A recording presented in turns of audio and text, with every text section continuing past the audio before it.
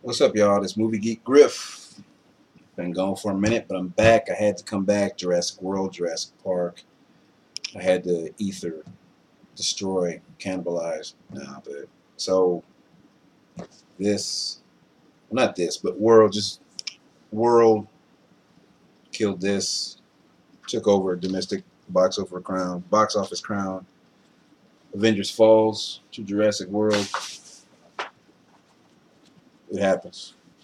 So movie geek Griff, your friendly neighborhood sailor man doing movie reviews because I love movies since the beginning of time. Um,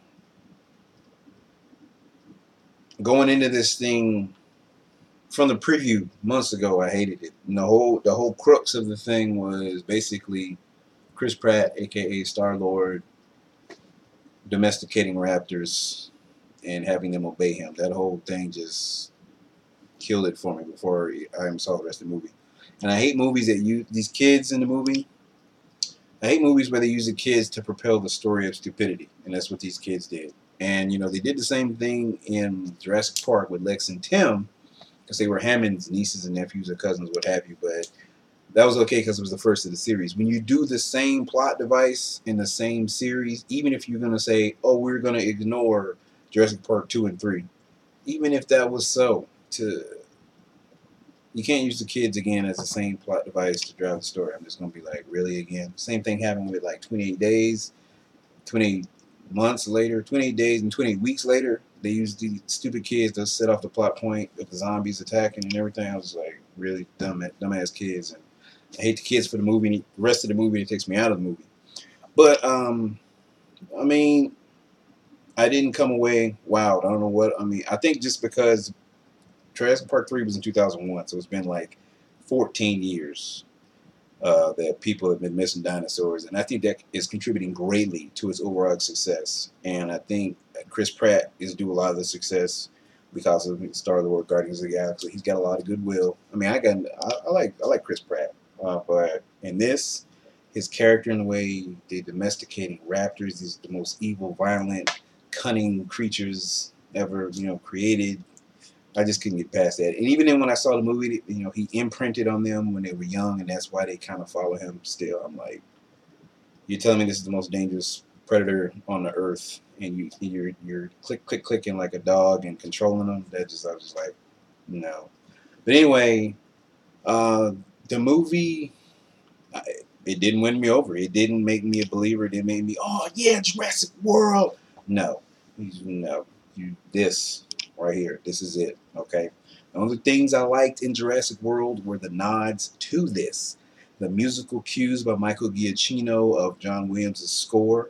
Um, when they hold up in the old Jurassic Park place, and like they picked up the banner that said "When Dinosaurs Ruled the Earth," and they had the little goggles from the infrared goggles from the first one, and the Jeep from the first one. All those little nods, the amber and the mosquito, the little DNA dude, and the holograms, dinosaurs. That those nods to the first movie, awesome. But everything else, I was just like, it's like running the mill, and I couldn't get past it. I was just Bryce Dallas Howard looks like an alien slash Gwen Stacy hybrid, and she was just. I just can't believe, even if you're going to ignore the first two movies, the following Jurassic Park 2 and 3, and say this happened 10 years after Jurassic Park. Okay, the idiocy of corporate America trying to monopolize this and corporatize this and theme park it to death. That's just stupid to me. That goes to American whateverism. Whatever, we'll just do, whatever because we can. And even though he was absent, they are absent. Sam Neill and Jeff Goldblum. You know, both of their reasons for the first part, just because you can doesn't mean you should, and that's what we're good at doing. America's good at doing with technology. Just because we can create these dinosaurs, you know, and she kept our investors and our board, and it's just profits over people. And I know that is like oh, don't be proselytizing or whatever that word is. Don't be pedantic. Don't be preachy. Whatever, dude. It's true. This whole movie was based off of stupid American greed. You gonna do the same park again, thinking you know better now, but still doing the same type of shit. You still substituting DNA for stuff you don't even know what you're doing. And then you're gonna call the uh, the NDA, non-disclosure agreement. This is a secret recipe. We can't tell you why we're doing this, and it backfires on you. Y'all know the little flip at the end. I did like how I forgot all about the little, you know, the sea creature that was in the pool. So when he did what he did at the end, I was like, oh, that's nice.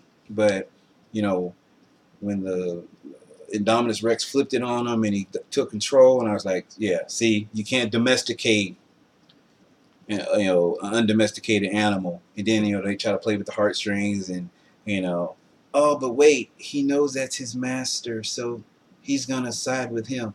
Bull. It was an animal, a killing machine. He would have kept on doing what the Indominus Rex told him and tore Star Lord to pieces. But since this is a movie, it's got to end nice. Whatever. I don't know. Kingpin. I don't know how he gained so much weight. I don't know if they filmed this before or after Daredevil, but he looked bad. But it's just about American greed. That's that's what it was. That was the whole basis, the whole crux of the story. And I'm just like, I can't believe y'all did this park again, thinking y'all knew better and we could control it. You can't control it. And I don't know.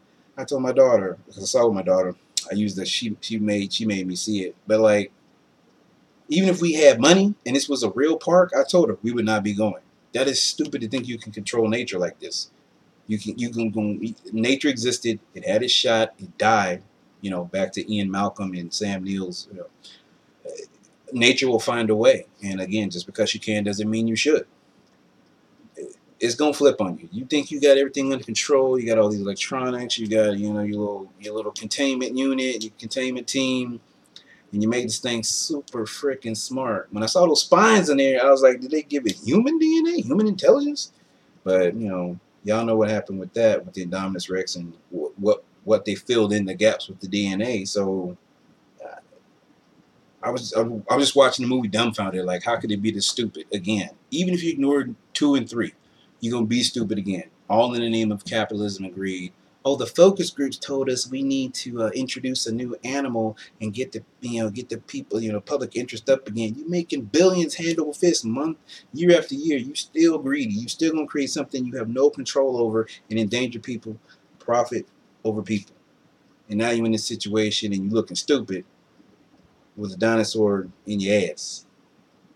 I just, that was just stupid. I knew from the previews that that's what they were doing, and when I saw it, it's like, yep, see, that's what I thought they were doing, and they didn't learn the first time. And how could you be so stupid again?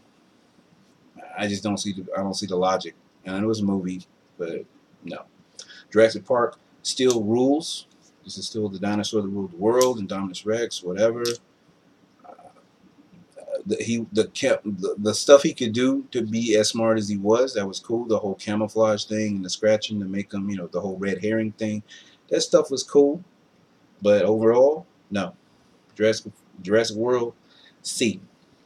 I don't can't nothing touch this. This was the magic. This was the reboot magic BS. Movie Geek Griff. I'm out.